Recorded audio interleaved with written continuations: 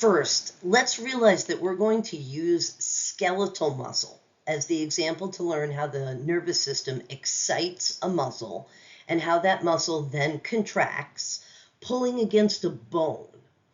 All skeletal muscle is attached to a bone. Some are attached directly to a bone, kind of like this cheek muscle right here. Other muscles are attached to the bone by way of a tendon, which is kind of like what you can see right here. And this is a direct attachment right here. A tendon it's a rope-like attachment, whereas an aponeurosis is a sheet-like attachment. And this up here is an aponeurosis. This aponeurosis on the cranium is between two muscles. Well, maybe it's actually one muscle with two parts. Kind of depends on who you ask. This muscle here on the skull is called the epicranius. There is a frontal belly of the muscle on your forehead that covers your frontal bone. And then there is the occipital belly, which is at the back of your head and covers the occipital bone. These lines on the wrist here, these are all tendons as well, connecting those muscles to the carpals of your wrist and also connecting to the elbow. Muscles are all, or relatively most, they're organs, and they're separated from the surrounding tissues by a wrapping or a covering. There are multiple layers of these coverings, bundling the muscle fibers together. So what I'm going to do is I'm going to draw a 3-tiered cake on its side. There's the first tier, here's the second tier of my cake, and here's the third tier of my cake. And this is a tendon, and then I've got it attached to a muscle up here. I'm sorry, to a bone up there. If I were to take a bunch of muscle fibers and bunch them together, and let's label this. This is a muscle fiber, which is one individual cell. But if I were to take a bunch of muscle fibers here and bunch them together, I would have something that is called a fascicule. If I were to take a bunch of fascicules and bunch them together, then I would have the whole muscle. And you can pretend that this is the biceps brachii or any other muscle that you like. The biceps brachii is an organ. And I know, we think of organs as squishy and in an inaccessible compartment, or what should be inaccessible. But individual muscles are organs, technically. An organ is two tissues working together. Here, muscular tissue and connective tissue wrappings are all working together to form the entire muscle. Of course, these bundles of fibers and bundles of fascicules are wrapped in connective tissue. As we move from superficial to deep into a muscle, the wrappings come to have less and less collagen and more elastin, allowing for the movement that's produced with a contraction.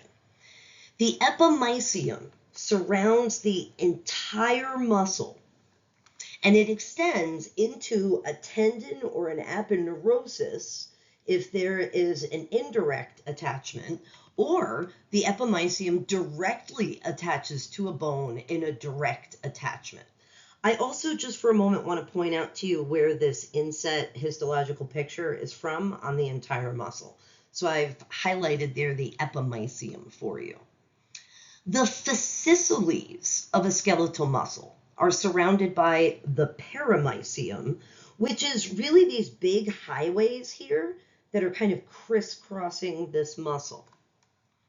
Each individual muscle fiber, which looks like a slightly squished circle in this picture, is then surrounded by the endomysium. Students often confuse the endomysium and the sarcolemma, thinking that they are the same structures. They are not. The sarcolemma is the cell membrane The endomysium is a connective tissue wrapping. The endomysium is that extra wrapping, and it separates individual muscle fibers from each other. You can see areas over there where the endomysium was present with all of the white areas that are encircling each muscle fiber, but often in the process of making a slide, the muscle fibers become squished together, much as they are up in this region right here, and you can't see the endomysium. These wrappings, all three of them, they not only separate the muscle from nearby structures, but they provide routes for blood vessels and nerves. In fact, this little area up here seems to have what looks like two arterioles for me. Now, consider how the endomysium has lots of elasticity to allow contraction and movement, but the epimysium has lots of collagen. And what that does is it provides force and creates tension for moving the bone to which the muscle is attached. I want to point out here that this picture on the left really looks like certain cuts of meat that you might find at the grocery store, right? I mean, that makes sense because meat steaks are cuts of animal muscle and humans are animals. The epimysium of a muscle, such as the biceps brachii muscle, extends into a tendon that connects either to the ulna, distally, or the humerus, proximally. I just want to mention that the shoulder is a really complicated articulation, so I'm really simplifying it by saying that the biceps brachii, it just connects to the humerus. Right now, extend your arm out in front of you with your palm up. And I want you to think about these two areas. Take your finger from your left hand and touch an area on your own arm close to the elbow. Now, take that finger and touch your shoulder. These are the two areas where the tendons extend from the biceps brachii muscle. As the biceps brachii muscle contracts, it moves these 2 points closer to each other. And it's the tension or the tensile strength of the tendons that allows this movement to happen. Dense regular is a connective tissue. I can always tell when students are copying things from the internet. I probably shouldn't tell you this, because they're not really sure what they're copying. They're not like assessing it because they'll use this term white fibrous, which is a very outdated term that used to refer to dense regular connective tissue. But now we call it dense regular. Dense regular has lots of pinkly stained collagen fibers in it. All of these fibers, all of them are arranged in the same direction, and you can see that on these two pictures. As the muscle dries during the process of making the histological slide, the tissue dries up as water evaporates from it, and the tissue ends up taking on this slightly wavy appearance that you see in this real picture. All of the purple dots that you see in both of these pictures are fibrocytes or fibroblasts, which are cells that are responsible for secreting and maintaining these collagen fibers. When I used to give the histology practical, students would constantly get tendon and muscle mixed up. You can see the top left corner of my microscopic picture actually has some muscle on it. And you can tell that the skeletal muscle, because you can see the striations, right?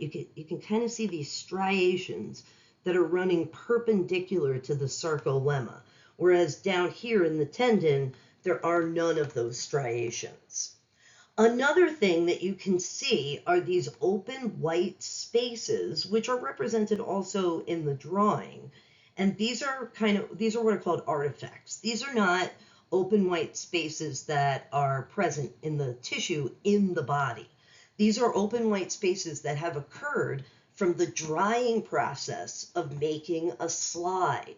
This tendon, much like an old leather belt, has dried up and cracked open, creating those open white spaces that we call an artifact, which I feel is like a fancy word for a mistake in making the tissue.